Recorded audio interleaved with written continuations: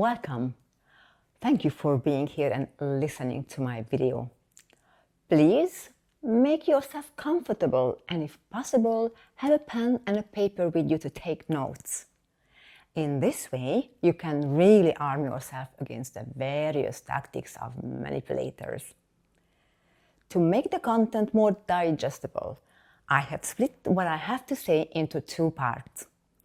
In total, I will introduce 6 main types and 6 subtypes, right?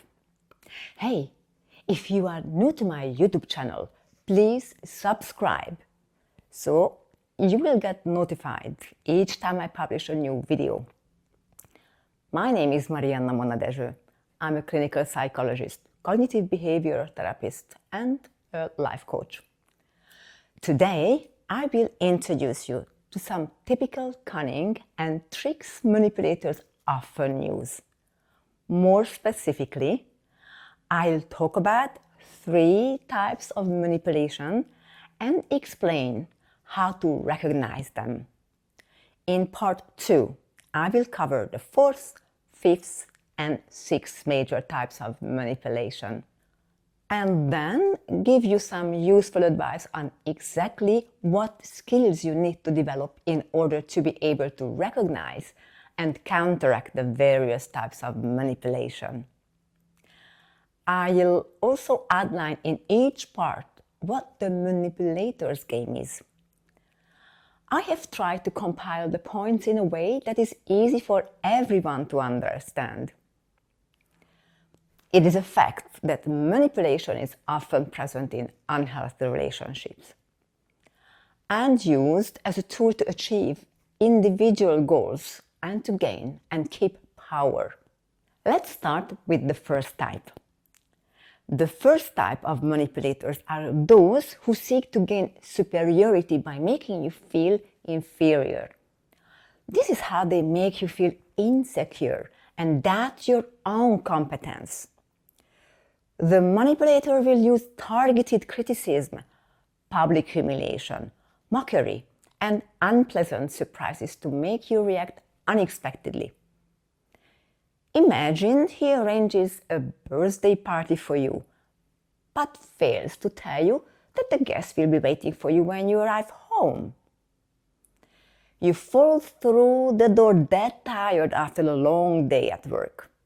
Your hair is a mess, and you can't wait to take a shower. Then your friends jump up from behind the couch and start singing happy birthday to you. You are so shocked, you almost jump out the window. You thought they were going to celebrate your birthday at the weekend when you were resting. But your partner doesn't miss an opportunity and sneers at you. What? Did you forget your own birthday? You should be able to remember it. We came here only for you. Well, that's not a nice comment, just let's face it. Sounds more as a public humiliation in front of your friends. Thus, a manipulation. It's also a kind of manipulation when your superior at work puts pressure on you or gets you excluded from a group. And it's also a manipulation to deprive you of money, sex, love, or intimacy, and to undermine your sense of security. These are all ways in which, over time, a manipulator can throw you off balance, even if you are a strong individual. Believe me, I have seen many such cases over the years. This type uses negative manipulation methods. The second type is the positive manipulator, commonly known as the emotional blackmailer. His toolbox is full of false rewards. He tries to persuade you to do things by using emotional tipping or offering various benefits and privileges. His flattery and compliments target your ego. The manipulator offers you professional, financial, social or emotional support and rewards on a something for something basis. But accepting help comes at a huge price. If you accept it, you become obligated to it and dependent on it. Anyway, the protection and security offered may still be withdrawn at a later stage. This category also includes deals like, if you lose weight, we can go on a night out. If you talk to me nicer, I'll talk to you nicer. Or, we'll make love if you get home from work on time. In other words, behind the statements that sounds like encouragement or guidance, there's always an expectation and a subsequent after-the-fact reminder or reckoning with the hidden message, I've already told you.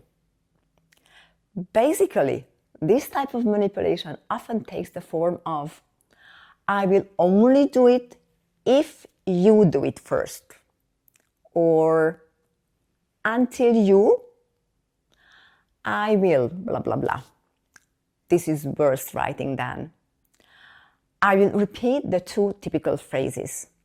The first is, I will only do if you. And the second is, until you, tralala, or as long as. For example, as long as you are not willing to apologize to me, I will not apologize to you. And the really despicable manipulator will add with a lecturing tone. If you don't want to suffer for long, apologize right away. Here I am waiting for you. You understand why this sentence is mean-spirited, don't you? The other person wants to bring you to your knees. He pretends to help you to calm down, as if he was doing you a favor. But he's just trying to control you. He is giving you an ultimatum. One you shouldn't accept. Blackmail can take the form of subtle attacks that slowly, even imperceptibly undermine your self-esteem and confidence. It throws you off balance, makes you submissive. It can even come under the guise of love, often mixed with real love. That's why it's so hard to recognize, because the stronger your emotional attachment to another person, the less you notice when they are misleading you, taking advantage of you, oppressing you, or sucking your blood. And in many cases, the emotional blackmailer doesn't even realize how much damage they are doing to you, because they are so busy pursuing their own agenda. The difficulty is that there are other forms of emotional blackmail. I will outline these one by one before moving on to the third type of manipulation. I will start with the omnipotent emotional blackmailer. He often elevates himself above you by saying that you are this and that, but he does this and that for you. And he tries to prove that while he gives you everything, you are not only short, but also ungrateful. He is good, you are bad. He's playing emotional games with you. You need to be aware that this kind of emotional blackmailer is full of feelings of inferiority and fear of being oppressed. That's why he needs to be in a superior position. And what's more, he has very low self-esteem. No matter how much you acknowledge and thank him for all he does for you, he will always find a reason to get the upper hand over you again. Another subtype is the overtly aggressive emotional blackmailer. He has a very strong personality. He will impose himself on you in a way that is hard to miss. He gets what he wants and that's that. He tells you what to do, and if you don't do it, or something doesn't go the way he expects, he proves to you that you are a bad person. He may come up with something like, "Hey, there's a lot of snow, let's go skiing this weekend." If you are not in the mood because you are exhausted, so you say no, the blackmail is on. "How dare you say no? I always went with you when you wanted to go somewhere. I'm still going. But don't dare to call me if you have a problem." This is typical behavior for men and masculine women. The emotional wound of the aggressive emotional blackmailer is that he feels weak and therefore wants to appear strong. To do this, he needs a person he can bully. The martyr emotional blackmailer, on the other hand, chooses the strategy of making you believe that they carry all the weight of the world on their shoulders. They think negatively, complain often, or feel sorry for themselves. If you don't do what they want, you are to blame for their suffering, their exhaustion, their bad mood, or their loneliness. They don't take responsibility for their own needs and well-being. Secretly, they expect you to notice their efforts and constantly praise them for all they do for you. They also expect you to sacrifice yourself for them as much as they sacrifice themselves for you, dishonestly. You may hear phrases like, "I gave up everything for you. You couldn't ask for a better life than what you have with me. How can you be so ungrateful with me?" Or another nice martyr sentence, "My body is completely ruined because I gave birth to 3 children for you." This person probably didn't get the attention and love they needed as a child and carries this burden into their adulthood. And then there is the cold emotional blackmailer. He constantly makes you feel that you need him more than he needs you. And this may well be true. I think this is one of the hardest types of manipulation to spot. It's a fiendish one. It feeds on the fact that you convey a lot of emotion to him, therefore he can remain indifferent, or at least not too emotional. So you are emotionally deficient. But he's brilliant at keeping you at bay with this game. So you are constantly fighting to get him to show you more emotion. But the more you struggle, beg, and plead, the more you reinforce his confidence. Actually, your behavior shows him how much you need him. In doing so, you put power in his hands, which would be fine if you were dealing with a healthy person. But a manipulator deliberately doesn't express his feelings towards you and doesn't compliment you. He knows exactly that you would be empowered by this. If you get stronger, he loses power over you. He doesn't want that. He is scared of it. One of the emotional wounds of such a person is fear of emotions. The other is the loss of power. He may have experienced disappointment and hurt in the past that made him no longer want to be emotional and therefore vulnerable. His emotional trauma may come from a painful experience with a parent or from the way his parents behave towards each other. The next subtype is the justice-seeking emotional blackmailer. His tactic is to abuse his momentary and permanent positional advantage. He plays a give and take game with you. He's constantly watching what and how much he gets from you. For him, it's normal to take revenge on you for what he considers to be a perceived or real hurt. It's just a matter of time and opportunity.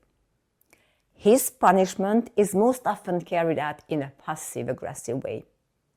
He deprives you of privileges, which could be his attention, his affection, sex, communication, or he forgets to do something you ask him to do. Pay the bill, wash the car, reserve a hotel room, or he may not answer the phone when you call. Then he calculates to the penny how much you should contribute to the shopping. He measures how much more electricity you use than he does. He calculates how much more you use the car, how much more your face creams cost than his. The bottom line is that if you do anything that offends him, he'll take out on you more. Such a man has a wounded sense of justice and a big ego. This doesn't necessarily mean he has a narcissistic personality disorder, but of course, there is a chance of that, or some other personality disorder or mental illness. But in all cases, his behavior is toxic. Such a person will put the relationship on a business basis. He will accurately measure your actions, which he considers to be evil, and then impose a punishment on you, as he sees fit. That is, at a distance from reality. Moreover, he is convinced that he has the right to do all of this. The last example I will give is the charming emotional blackmailer. With this type, you can sense that something is very wrong, whether they are your partner or just the person you are dating. You find the way he talks to you and his general way of communication strange. But you can't identify what the problem is. You shy away from the uncomfortable bad feeling and focus instead on how kind, courteous, and devoted the other person is to you. You are blown away by his politeness and charm. So, you end up feeling guilty just for thinking something bad about his intentions. But the fact is that all too often you become tense around him, and you often feel frustrated about his behavior. But you still don't want to believe that he would harm you. Unfortunately, this often happens. The one who can hurt you the most is the one who matters, the one you care about, the one you feel most connected to, the one you trust, the one you want to love. But love that destroys your soul, your self-worth, your identity is worthless. This love is unhealthy. This subtype's childhood trauma is fear of rejection. He tries to avoid any failure and the pain that comes with failure by indirectly trying to get love, attention, kindness, caring, favors, help, approval, compliments, recognition, gifts, or whatever else he needs from you. He's sweet-talking you, flattering you, bombarding you with words of appreciation, pretending to bow down to you. But he doesn't mean that sincerely. He expects you to act the same way. He gives you and says what he wants to get. Negative comments hardly ever leave the charming manipulator's lips. He tends to be positively toxic. This means that he deflects negative things and ignores them. In fact, this subtype is like a chameleon. You know what a chameleon is? It can change color from one moment to the next. Well, this man also leans whichever the wind blows. He is able to change his opinion and behavior in a second to suit you. What he really thinks and feels is very difficult to gauge because he is always playing a role. Know that for an emotional blackmailer to become a mentally healthy person again, capable of giving selfless love, takes a lot of work on his part. You will not be able to change him. You can only help him if he really wants it and if he is willing to make a serious effort to change. And if he has the skills and abilities to do so. It is best to seek professional help from a psychologist. Many people are familiar with the third type of manipulation. It is called gaslighting, or as I call it, fogging. It is a form of psychological abuse.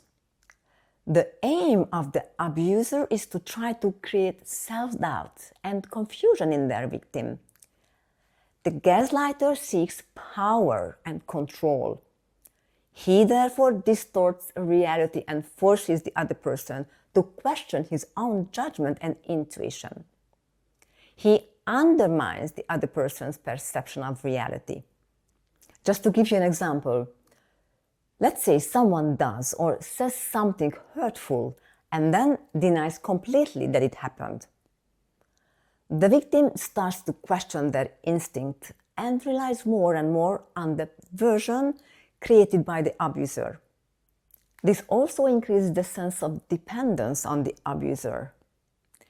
In addition to creating doubts in the victim, the gaslighting manipulator may even cause the victim to question his or her own sanity. I have had clients who have lost their sense of reality to the point where they dared not believe anything they felt or thought. It was at this point that they came to therapy. Another gaslighting technique is to minimize and invalidate the victim's feelings. Examples for this are, you are just too sensitive. You have nothing to be angry about. You are not as sad as you seem to be. If the victim tries to express resentment or disappointment, the gaslighter may tell them that they are blowing things out of proportion. When parents say similar things to their children, the children may falter and may even feel guilty for having spoken about their feelings. So, like the emotional blackmailer, the gaslighter also often plants guilt in the mind of his victim. This allows him to dominate them. I will give you some more typical phrases that gaslighter can be recognized by. That never happened. You are crazy. Everybody can see that. I'm sorry you think I hurt your feelings. Although this last statement may sound like an apology, it is not. It is just a way for the abuser to avoid responsibility and instead blame the victim. The next example is, you are just trying to confuse me. You are not saying anything that makes sense. So, the manipulator is attacking you with exactly what he is doing. Then, you are being oversensitive. Or, you know, I would never intentionally hurt you. Of course he would. Or another one, I did it because I love you. Or, it's not that bad. For other people, it's much worse. You should have known how I would react. Or another one, you don't really feel that way. invalidating again your justified feelings. Or there is this one. I'm worried about you. You keep forgetting things. The manipulator is just pretending to worry. What happens is that he undermines your sense of reality. The gaslighter says these things in a determined, resolute way. He does his best to convince you that you are wrong. In fact, it is not a problem to utter such a sentence once or twice a year, right? Because it may even be true. But manipulators apply this kind of communication frequently, almost every day. In fact, this deceives the other person and makes them look like a fool. You might well experience gaslighting at your workplace as well. Here is an example. Oh, you look stressed. Not everyone can cope with new responsibilities. This example of gaslighting is tricky to spot because it makes it seem as if the manipulator is actually concerned about you. Playing this trick allows him to gain your trust. At the same time, the phrase is derogatory, with the implied message that you are unfit for the task or position. It creeps under your skin, and subconsciously you will feel that you are not good enough to do the task assigned to you. This self-doubt can further affect your work performance, which can generate even more stress for you. If you think you are a victim, find a way out as soon as possible. Being in an abusive relationship will destroy you completely. Get out of it. You have the right to defend yourself. By all means, see a professional who can help you identify the other person's behavior, understand the destructive dynamics between you, and find solutions for you. That brings me to the end of the video. As I said at the beginning, in part 2, I will cover the 4, 5th, and 6th major types of manipulation, and then give you some useful advice on exactly what skills you need to develop to recognize and counteract the various types of manipulation. Thank you for listening. If you like the content, please share it with others. I would be delighted if you give it a like. On my website you will find useful online courses, workbooks and ebooks on personal development, and also free materials. Visit there, please. This is the link to it. You can also find a link under the description of the video. Thank you again for listening. I hope you enjoyed it and learned a lot. Have a lovely day.